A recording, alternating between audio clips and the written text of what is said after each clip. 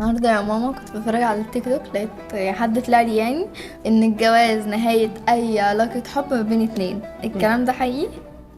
دول متخلفين يا حبيبتي، ده مين اللي قال كده؟ بس ما علينا. بصي يا لوجي، الجواز يا حبيبتي دي بداية العلاقة. يعني اللي بيحصل قبل الجواز اللي هي خطوبة. الخطوبة والمعرفة والى آخره، دي بتبقى كلام كلها اللي هو احنا لسه بنتعرف على بعض، لسه بنشوف احنا في قبول بينا ولا لأ، في حاجات مشتركة بينا ولا لأ ان احنا اصلا نتجوز. لكن الجواز هنا بقى بداية الحب الحقيقي، ان انت تعيشي مع بني آدم تاني في بيت لوحدكم، تبداوا تتطبعوا بطباع بعض. بعد فتره تبدا يبقى عندكم ولاد، بعد فتره تبقى في بينكم مش حب بقى، عشره، والعشره دي بتبقى اقوى من الحب. يعني فاهمه قصدي؟ يعني اللي بيبقى بقاله 10 سنين غير اللي بقاله 20 سنه غير اللي بقاله 30 سنه، الناس دي ما بتقدرش تبعد عن بعض. لكن اللي قالك كده ده تلاقيهم اصلا ما يعرفوش يعني ايه رحمه وموده وحب حقيقي بعد الجواز.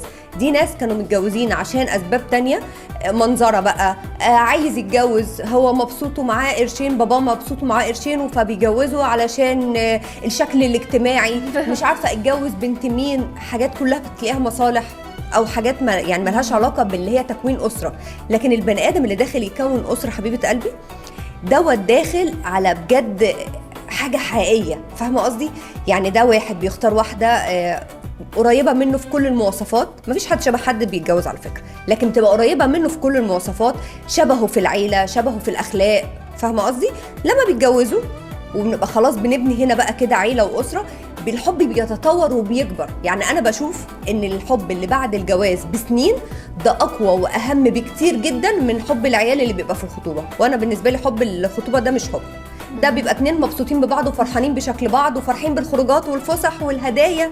لكن حب الجواز بقى اللي هو جه بعد معاناه وبعد مرض، والبنت دي اللي هو اتجوزها بقت حامل وتعبانه وهو بيساعدها وخلفوا طفل وبيساعدوا بعض في الطفل دوت، والمشاكل الحياه اللي ما بتخلص، هو ده اللي اسمه حب بجد. فما فيش حاجه اسمها حب بيخلص بعد الجواز، او الحب بينتهي زي ما هو اللي سمعتي الفيديو بتاعه انه الحب بينتهي بعد الجواز. مفيش حاجه اسمها كده.